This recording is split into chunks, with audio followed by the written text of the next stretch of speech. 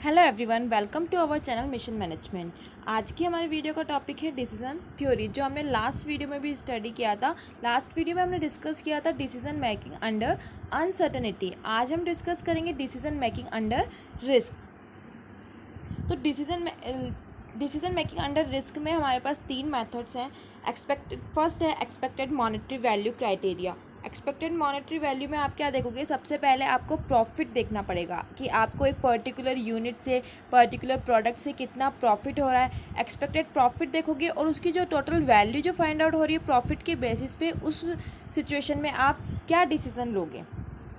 Second है expected opportunity loss criteria. Second में आप देखोगे कि आपको लॉस कितना हो रहा है। एक पर्टिकुलर यूनिट के नहीं बिकने से, उसको लेने से, आपको सेल करने से आपको कितना लॉस हो रहा है, उस क्राइटेरिया पे, उस बेसिस पे आप क्या डिसीजन लोगे, वो सेकंड वाले मेथड से हम सॉल्व करेंगे। थर्ड है हमारे पास expected value of perfect information. आपके पास परफेक्ट इन्फॉर्मेशन, जितनी भी इन्फॉर्मेशन अवेलेबल है क्वेश्चंस के थ्रू, तो उस इन्फॉर्मेशन को यूज़ करके आप जो प्रोडक्ट की है जो वैल्यू फाइंड आउट करोगे, एक्सपेक्टेड वैल्यू फाइंड आउट करोगे और उस बेसिस पे डिसीजन लोगे कि उस प्रोडक्ट को लेना चाहिए या नहीं लेना चाहिए, या कितनी क्वांटिटी में लेना चाहिए, कितनी क्वालिटी में लेना चाहिए। ओके, तो ये तीनों जो मेथड हैं वो हम एक ही क्वेश्चन के थ्रू हम सॉल्व कर लेते हैं। क्वेश्चन है हमारा, a newspaper boy has the following probabilities of selling a magazine. एक मैगजीन को बेचने की उसकी प्रॉबिलिटी दे रही, नंबर ऑफ कॉपीज सोल्ड दे रखा है 10, 11, 12, 13, 14। प्रॉबिलिटी दे रखी है 0.10, 0.515, 0.20, 0.25 and 0.30। Cost of a copy is ₹3 and selling price is ₹5। He can not return unsold copies को वो वापस रिटर्न नहीं कर सकता। How many copies should he order, उसको कितनी कॉपीज़ है जो वो ऑर्डर करेगा। देखो, कॉस्ट जो हमारे पास है वो कितने रुपये, ₹3। सेलिंग प्राइस कितनी है, ₹5। तो प्रॉफिट क्या होगा, ₹2। सिंपल सी बात है, अगर आपके पास ₹3 की कॉस्ट है, ₹5 की आप सेल कर रहे हो, तो एक कॉपी पे कितने रुपए का प्रॉफिट हो रहा है, ₹2 का। जैसे अब देखो, अब तीनों मेथड से हमें देखना है। तो फर्स्ट वाला मेथड हमारे पास क्या है, एक्सपेक्टेड मॉनेटरी वैल्यू मेथड, जिसमें आप क्या देखोगे, सबसे पहले प्रॉफिट देखोगे कि आपको कंडीशनल प्रॉफिट कितना हो रहा है और प्रोबेबिलिटी के बेस पे उसकी वैल्यू कितनी आ रही है। ठीक है, देखो प्रॉफिट आपको बता दिया है ₹2 है। ये देखिए कि लॉस ऑन अनसोल्ड कॉपीज़, अगर कोई कॉपी नहीं बिकती है तो उस पर लॉस कितना हो रहा है।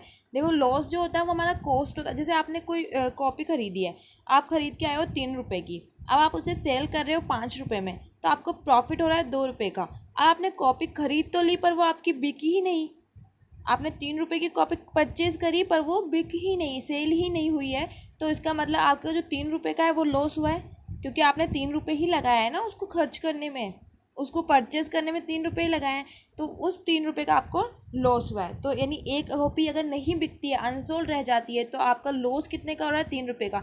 यहाँ प्रॉफिट का लॉस नहीं होता, यहाँ पर कॉस्ट का लॉस होता है, क्योंकि आपने परचेज करी है और वो बिकी नहीं है, तो लॉस आपका जो कॉस्ट का हो रहा है, प्रॉफिट का नहीं हो रहा है। ठीक है, देखो डिमांड दे रखा है आपको। फर्स्ट वाला मेथड को अप्लाई करें, एक्सपेक्टेड मॉनेटरी वैल्यू। डिमांड आपने एक साइड लिख दिया, यहाँ पे स्टॉक आपने लिख दिया, यहाँ प्रॉबिलिटी आपने लिख दी 10, 11, 12, 13, 14, या 10, 11, 12, 13, 14।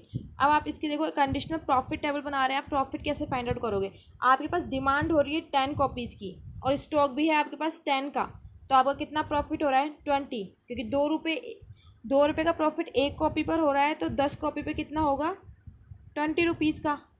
ठीक है, तो देखो, तो आपको कितना हो गया, ₹20 का प्रॉफिट हो गया। अब आपके पास डिमांड तो है 11 कॉपीज़ की, बड़ा स्टॉक है आपके पास ₹10 का। जब आपके पास डिमांड 11 की है और आपके पास स्टॉक 10 का है, तो आप 10 की 10 पूरी ही सोल्ड हो गई आपके पास एक भी अनसोल्ड नहीं बची, तो प्रॉफिट आपको 20 का ही हुआ। कि यहाँ पे 22 का नहीं होगा, क्योंकि डिमांड हो रही है, आप सेल नहीं कर रहे हो। यहाँ डिमांड है, स्टॉक आपके पास 10 का ही है, तो यानी 20 का ही माल जो आप कॉपीज़ है वो बेच रहे हो, वो 10 ही बेच रहे हो।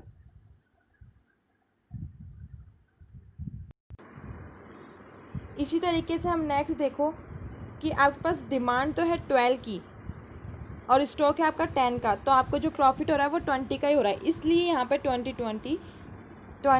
लिखा है, क्योंकि प्रॉफिट जो है आपको वो 20 रुपीज़ का ही हो रहा है। नेक्स्ट वाली रो में देखो कि यहाँ पे स्टॉक कितने का, 11 का। आपकी डिमांड कितनी है, 10 की। अब डिमांड आपको 10 की हुई है, आपने सेल करी है जो 10 ही हुई होगी। जब डिमांड 10 की तो सेल भी 10 ही कॉपीज़ करोगे। तो और यहाँ पे स्टॉक कितने का है, 11 का, यानी एक कॉपी जो है वो एक्स्ट्रा है, एक कॉपी जो है वो एक्स्ट्रा है। यानी जो आपके पास एक कॉपी रह गई तो लॉस आपको कितने का हो रहा है, 3 रुपये का। 3 रुपये का इसलिए क्योंकि आपकी जो कॉपी परचेज़ करने की प्राइस थी वो कितना था, 3 रुपये। तो यानी आपको 20 का तो प्रॉफिट हुआ, और उसमें से आपकी एक कॉपी अनसोल्ड रह गई, तो कितना हुआ, 17। टोटल प्रॉफिट कितना हो रहा है आपको उससे, 17, इसलिए यहाँ पर 17 है। समझ में आ गया। देखो अगर आपने सेल तो कर दी 10, टोटल प्रॉफिट कितना हुआ आपको, 20 का। कॉपी आप लेके आए, आपने सेल कर दी, आपको प्रॉफिट कितने का हुआ, 20 का, क्योंकि आपने 10 की 10 सेल कर दी। अब उसमें से एक आपके पास रह जाती है, तो आप टोटल प्रॉफिट निकालोगे ना अपना। तो यानी आपके पास जो कॉस्ट है वो कितनी की, एक कॉपी कॉस्ट की 3 रुपये, इसलिए आपने 3 को माइनस किया। तो यहाँ पे कितना हुआ, टोटल प्रॉफिट कितना हुआ है, 17 रुपीज़ का। नेक्स्ट देखो, आप 11 की डिमांड है और 11 ही स्टॉक है। तो जब 11 की ही डिमांड है और 11 का स्टॉक है, आपने सेल कर दी 11 की 11 कॉपीज़ को, तो 11 को 2 से मल्टीप्लाई कर दो, क्योंकि 2 रुपीज़ एक प्रॉफिट कितना हो रहा है, 2 रुपीज़ हो रहा है। तो यानी टोटल प्रॉफिट कितना हो गया, 22। ऐसे ही नेक्स्ट 12 कॉपीज़ की डिमांड है, स्टॉक 11 ही है, तो आपने पूरी सेल कर दी, जैसे 22। अब नेक्स्ट देखिए, यहाँ पे कितना 12 का स्टॉक है, यहाँ पे 10 की डिमांड है, तो अब यहाँ पे कितनी कॉपीज़ अनसोल्ड रह गई, 2 कॉपीज़ अनसोल्ड रह गई। तो यानी लॉस कितने का हुआ आपको, 6 रुपीज़ का, क्योंकि एक कॉपी पर 3 रुपये का लॉस है, तो 2 कॉपीज़ पे कितना होगा, 6 रुपीज़ का लॉस होगा। और प्रॉफिट कितना हो रहा है आपको, 20 हो रहा है, क्योंकि 10 कॉपी सेल करी है आपने। 20 में से आप 6 माइनस कर दोगे तो क्या आ जाएगा, 14। तो इसलिए यहाँ पे क्या आया, 14। नेक्स्ट देखो, यहाँ पे 11 की डिमांड है और स्टॉक कितने का है, 12 का। जब डिमांड 11 की है, स्टॉक 12 का, यानी आपके पास एक कॉपी अनसोल्ड बच गई, एक कॉपी बच गई आपने 20, ठीक है। तो यानी आपके पास सेल कितनी की आपने, 11, तो यानी प्रॉफिट हुआ आपको 22 का। अब एक कॉपी आपके पास रह गई, तो यानी 3 रुपये का लॉस, तो माइनस कर दोगे 3, तो प्रॉफिट कितना हुआ, एक्चुअल प्रॉफिट आपको कितना हुआ, 19 का, ठीक है। अब ऐसे देखो, अब नेक्स्ट देखो, 12 का स्टॉक है और 12 की डिमांड है, 12 का ही स्टॉक है, तो 24 का प्रॉफिट हो रहा है। एक कॉपी पर प्रॉफिट है आपको 2 रुपीज़ का, ठीक है। 13 की डिमांड है और 12 का स्टॉक है, 24 का ही प्रॉफिट। 14 की डिमांड है और 12 ही स्टॉक है हमारे पास, 24 का प्रॉफिट।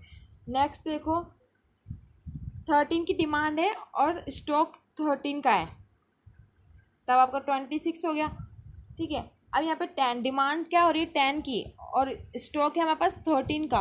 अब 13 का आप स्टॉक है आपके पास और 10 की डिमांड हुई है, 10 ही कॉपीज़ आपकी सोल्ड हुई है, सेल हुई है, तो 3 कॉपी आपकी एक्स्ट्रा रह गई। तो 3 कॉपीज़ पे आपको कितने का लॉस हो गया, 9 रुपीज़ का। इन 10 कॉपीज़ को सेल करने से प्रॉफिट हुआ 20 का और 9 का लॉस हो गया, क्योंकि 3 आपके पास रह गई। तो एक्चुअल प्रॉफिट कितने का हुआ, 11 का। तो यहाँ पे 11। अब यहाँ देखो, डिमांड आपके पास 11 की है और स्टॉक आपके पास 13 का ही है, तो 2 कॉपीज़ अनसोल्ड रह गई, तो 2 कॉपीज़ में कितने, 6 रुपीज़ का। तो यानी 22 में से 6 माइनस करोगे तो 60। नेक्स्ट 12 की डिमांड है और स्टॉक 13 का है, तो आपके पास 12 की डिमांड, तो 24 का प्रॉफिट हो रहा था। एक जो ये कॉपी है वो अनसोल्ड रह गई, तो कितने का, 21 का। तो ये 21 का जो प्रॉफिट हो गया। डिमांड है 13 की और 13 का स्टॉक है, पूरा बिक गया। 13 को 2 से मल्टीप्लाई, 26। 14 की डिमांड है, 13 ही आपने बेची, तो 26 का। इसमें लॉस नहीं हो रहा, क्योंकि वो डिमांड है, आपने बेचनी है अभी तक कॉपी इसको। नेक्स्ट देखो, 10 की डिमांड है और 14 का स्टॉक है, 4 कॉपीज़ अनसोल्ड है, तो 4 कॉपीज़ अनसोल्ड है, तो यानी कितने का लॉस हो रहा है आपको, लॉस एक कॉपी पर 3 रुपये का लॉस है, तो 4 कॉपीज़ पे कितने का होगा, 12 रुपीज़ का। तो 20 जो आपको प्रॉफिट हो रहा है उसमें से 12 आप माइनस करते हो, 8 का जो एक्चुअल प्रॉफिट कितने का हो रहा है वो 8 का हो रहा है। ऐसे 11 का जो आपका डिमांड है और 14 3 कॉपीज़ रह गई तो 13 का, इसी तरीके से कर लिया। ठीक है, अब आप क्या करोगे, जब आपके पास एक कंडीशनल प्रॉफिट टेबल बन गई है तो अब ये प्रॉबिलिटीज़ जो हमको दी हुई है इन प्रॉबिलिटीज़ को मल्टीप्लाई 0.10 को 20 से मल्टीप्लाई करो, 0.15 को 20 से मल्टीप्लाई करो, इन प्रॉबिलिटीज़ को सबसे मल्टीप्लाई करना होता है। 0.10 को 17 से मल्टीप्लाई करो तो ये एक्सपेक्टेड प्रॉफिट आ जाएगा। देखो 0.10 को आपने 20 से किया, हर के प्रॉफिट से आप मल्टीप्लाई करोगे तो ये आ जाएगा। उसके बाद इसका टोटल करोगे, टोटल फाइंड आउट करोगे तो एक्सपेक्टेड मॉनेटरी वैल्यू यानी प्रॉफिट देखना है। प्रॉफिट जिसका ज़्यादा होगा वही हम लेंगे। क्वेश्चन में पूछा गया था हमसे कि आप कितनी कॉपीज़ को ऑर्डर करोगे, स्टॉक कितनी कॉपी मतलब कितना ऑर्डर करोगे आप, तो सबसे ज़्यादा प्रॉफिट कहाँ हो रहा है 22.25 यानी 12 कॉपीज़ के स्टॉक है। तो हमें कितनी सेल्समैन को है जो कितनी कॉपीज़ को ऑर्डर करना चाहिए 12 कॉपीज़ का। ओके, आई होप कि आपको ये वाला अच्छे से समझ में आ गया होगा। ये फर्स्ट मेथड था हमारा। अब सेकंड मेथड है हमारा एक्सपेक्टेड अपॉर्चुनिटी लॉस। अब लॉस कैसे निकालोगे आप, देखो लॉस के लिए वही डिमांड आपको 10 11 12 13 14, स्टॉक भी वही 10 11 12 13 14 का है। लॉस के लिए हमारा लॉस कितना, कॉस्ट पर लॉस होता है हमारा। ठीक है, अगर कॉपी हमारी बिकती नहीं है तो हमारा कॉस्ट का होता है। अगर ठीक है, डिमांड है आपकी 10 की, स्टॉक है आपके पास 10 का यानी पूरा ही बिक गया तो आपको कोई लॉस नहीं हुआ। ठीक है, 0। अब डिमांड है आपके पास 11 की, स्टॉक है आपके पास 10 का यानी एक कॉपी आप बेचने से रह गए, यानी अगर आपके पास एक और कॉपी होती तो आपका प्रॉफिट होता 2 रुपये का, तो यानी वो 2 रुपये का है आपका लॉस हुआ है। ठीक है, डिमांड है आपके पास 11 की, स्टॉक है आपके पास 10 का, तो यानी 10 के 10 पूरा तो बिक गया। अब आपके पास आप डिमांड 11 की हो रही है यानी एक डिमांड एक्स्ट्रा हो रही है, तो अगर आपके पास वो कॉपी होती एक तो आप उसको सेल करते तो आपके पास प्रॉफिट होता 2 रुपये का और, तो यानी वो 2 रुपये है वो आपको लॉस हुआ है। यहाँ पे किस चीज़ का लॉस हो रहा है वो देखना है इस वाली टेबल में। ठीक है, अब यहाँ देखो यहाँ कितना है 12 डिमांड है, स्टॉक कितना है 10। ठीक है, आपके पास कितनी कॉपीज़ का स्टॉक तो 10 का, यानी 2 कॉपी आपके पास ऐसी ऐसी होनी चाहिए जिससे आपको प्रॉफिट हो सकता था बट हुआ नहीं है, तो लॉस हुआ है आपके प्रॉफिट का कि प्रॉफिट हो सकता था पर हुआ नहीं है, तो यहाँ पे लॉस हुआ 2 कॉपीज़ का यानी, और एक कॉपी पे कितने का प्रॉफिट हो रहा है 2 का यानी 4 रुपीज़ का जो है आपका लॉस हो गया। ऐसे ही 13 की डिमांड थी यानी 3 कॉपीज़ का तो 6, 14 की डिमांड थी तो 4 कॉपीज़ का 8। अब नेक्स्ट वाली रो में देखो, डिमांड है 10 की, स्टॉक है आपके पास 11 का, यानी डिमांड तो 10 की थी, स्टॉक आपके पास 11 का है, तो यानी एक कॉपी आपके पास रह गई। जब आपके पास कोई कॉपी खरीदी हुई रह जाती है तो कॉस्ट का लॉस होता है, ये पहले भी बताया था। जब आपके पास कोई कॉपी खरीदी हुई रह गई है आपके पास, वो बिकी नहीं है, तब आपके पास किसका लॉस हो रहा है, कॉस्ट का, क्योंकि आपके पास खरीद तो लिया आपने, बेची तो लॉस हो गया आपको 3 रुपये का। तो यहाँ 11 की डिमांड थी, 11 ही स्टॉक था तो 0। अब 12 डिमांड 12 की थी और स्टॉक आपके पास 11 का, जब डिमांड ज़्यादा होती है तो प्रॉफिट का लॉस हो रहा है, तो यहाँ पे 2 का लॉस, एक कॉपी रह गई। ऐसे 13 की डिमांड थी और 11 का स्टॉक था यानी 2 कॉपीज आपके पास रह गई तो 4 का। 14 का डिमांड थी और 11 का यानी 3 कॉपीज रह गई तो 6। ऐसे नेक्स्ट देखो, डिमांड है 10 की और स्टॉक है आपके पास 12 का, यानी आपके पास 2 कॉपीज़ है वो स्टॉक में रह गई है, अनसोल्ड रह गई है, तो आपके पास कॉस्ट का लॉस हो रहा है कि आपने ख़रीद ली और आपके पास बची रह गई। तो कितनी कॉपीज़ रह गई, ऐसी आपके पास 2 कॉपीज़, यानी एक कॉपी को परचेज़ करने में 3 रुपये का, तो 2 कॉपीज़ को परचेज़ करने में 6 रुपये का लॉस। 11 डिमांड 11 की हो रही है, स्टॉक 12 का, यानी एक कॉपी आपके पास रह गई तो 3 रुपये का। डिमांड भी 12 की, स्टॉक भी 12 का, तो 0 हो गया।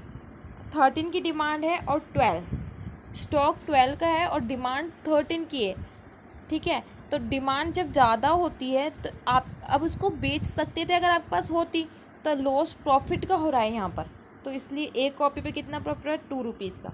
डिमांड 14 की है, स्टॉक यानी 2 कॉपीज़ को और बेच सकते थे यानी 4 का। नेक्स्ट देखो, डिमांड 10 की और 13 का स्टॉक है, तो यानी 3 कॉपीज़ ऐसी है जो आपके पास रह गई है, तो 9 का। ऊपर जो होता है, अगर आपके पास स्टॉक ज़्यादा अवेलेबल है, डिमांड कम है, तो आप कॉस्ट का लॉस हो रहा है, और अगर आपके पास डिमांड ज़्यादा है और स्टॉक कम है तो आपके पास प्रॉफिट का लॉस हो रहा है। ठीक है, अंडरस्टूड। आई थिंक आपको सबको समझ में आ गया होगा ये। अब इसी को जैसे हमने कंडीशनल प्रॉफिटेबल निकाली थी, फिर उसको प्रोबेबिलिटी से मल्टीप्लाई किया था, इसलिए यहाँ पे भी लॉस टेबल आपने बना ली है। अब इसको क्या करोगे, आप प्रोबेबिलिटी से मल्टीप्लाई कर दोगे। प्रोबेबिलिटी से मल्टीप्लाई कर दिया सबको, तो यहाँ पे जो लॉस जो होता है वो सबसे कम होना चाहिए। तो सबसे कम लॉस यहाँ पे कहाँ हो रहा है, 2.75 यानी 12 कॉपीज़ का। तो यानी यहाँ पर भी कितनी कॉपीज़ को ऑर्डर करना चाहिए, 12 कॉपीज़ का ऑर्डर करना चाहिए, क्योंकि यहाँ पर सबसे कम लॉस है। प्रॉफिट भी सबसे ज़्यादा यहीं था 12 कॉपीज़ पे, और लॉस भी सबसे ज़्यादा यहीं, सबसे कम यहीं है, सॉरी। अब लास्ट हमारे पास है परफेक्ट इन्फॉर्मेशन के साथ आप किस तरीके से करते हो।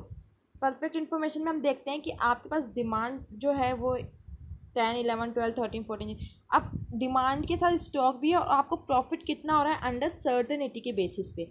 यानी 10 डिमांड 10 है और स्टॉक भी 10 है, तो आपको जो प्रॉफिट कितना हो रहा है इस 10 के स्टॉक पर, 20 रुपीज़ का प्रॉफिट हो रहा था।